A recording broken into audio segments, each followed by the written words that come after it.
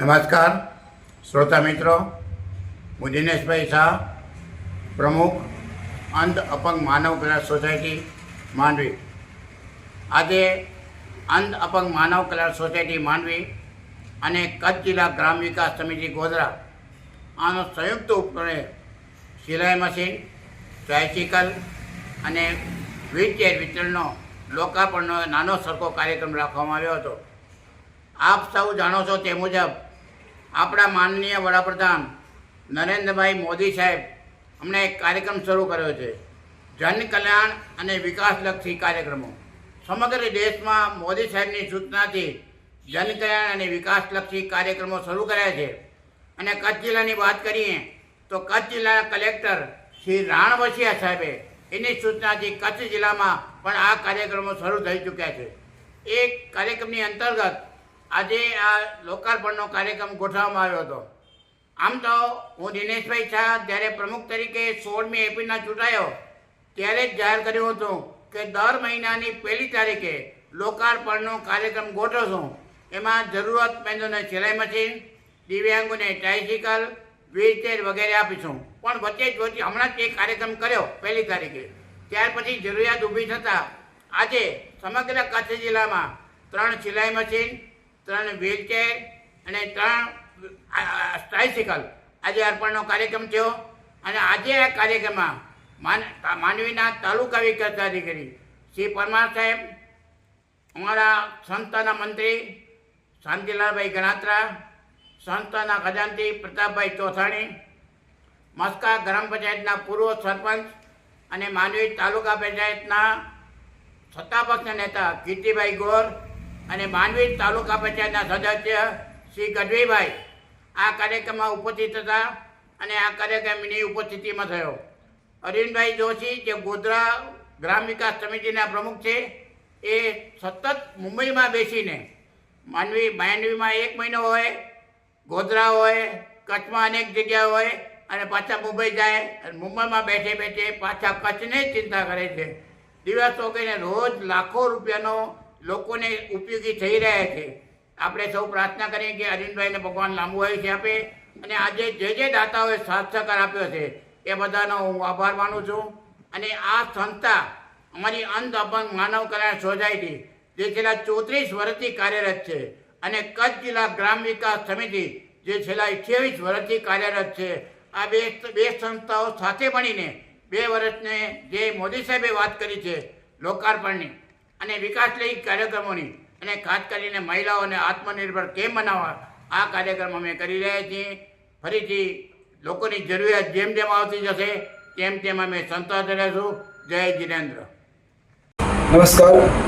કચ્છ જિલ્લા ગ્રામ વિકાસ સમિતિ અને અંધ અપંગ માનવ કલ્યાણ સોસાયટીના સંયુક્ત ઉપક્રમે અત્યારે માંડવી ખાતે સેવાના કામ કરતા એવા આદરણીય અરવિંદભાઈ, જેનો એક જીવનનો સૂત્ર છે કે સેવાને કોઈ સીમાડા નથી હોતા.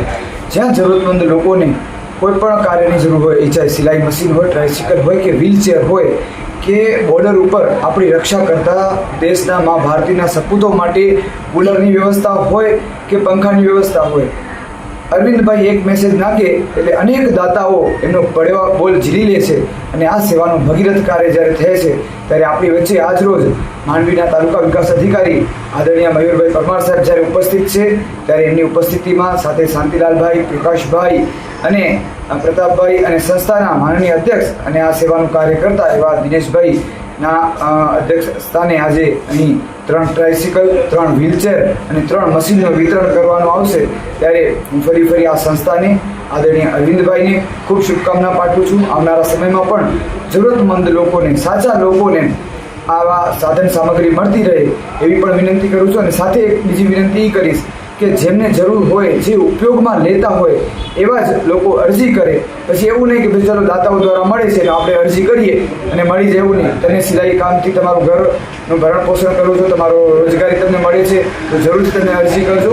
અને હું અરવિંદભાઈ અને સમગ્ર દાતાઓને દેશ વિદેશ વસતા, એ ચાહે અમેરિકાના દાતા હોય, ચાહે મસ્કતના હોય, ચાહે દુબઈના હોય કે મુંબઈના હોય, એ બધાને હું સાધુવાદ આપી અને ખૂબ અભિનંદન પાઠવું છું. કચ્છ જિલ્લા ગ્રામ વિકાસ સમિતિ અને અંધ અપંગ માનવ કલ્યાણ સોસાયટી માંડવીના સંયુક્ત ઉપક્રમે આજ રોજ બહેનોને આત્મનિર્ભર બનાવવા માટે 3 સિલાઈ મશીન, 3 ટ્રાયસિકલ, 3 અન્ય સાધનો મળી 9 લાભાર્થીઓને આજે વિતરણ કરવામાં આવ્યું હતું. અને એની સાથે જેમ અરવિંદભાઈ જોશી અત્યારે મુંબઈ બેઠા છે અને એમને એક ફોન કરે એટલે સીધું 2 દિવસ 1 કલાક 2 કલાકમાં કોઈ પણ દાતા પરિવાર સહયોગ આપે છે અને અનેક લોકોને આત્મનિર્ભર બનાવવામાં એ મદદરૂપ થાય છે. ત્યારે આપણે અહીં કને જે લોકોને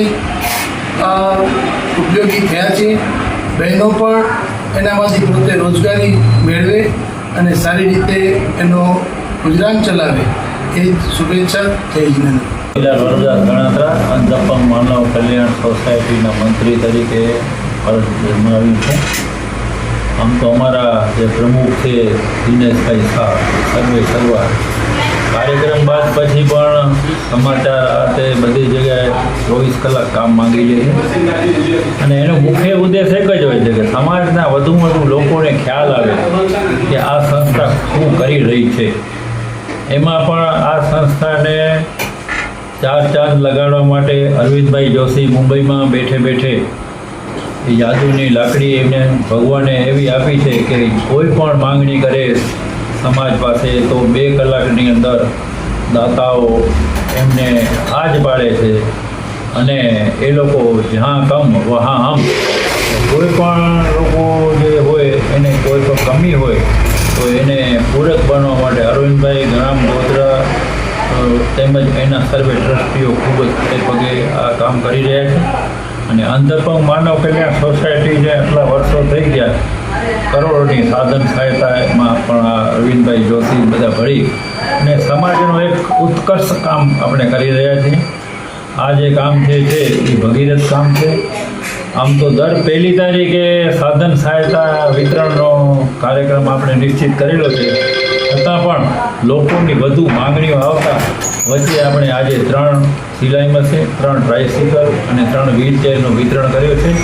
દાતાઓને ઈશ્વર ખૂબ જ શક્તિ અને આરોગ્યમય બક્ષે એ જ અભ્યર્થના સાથે ભારત માતા કી જય.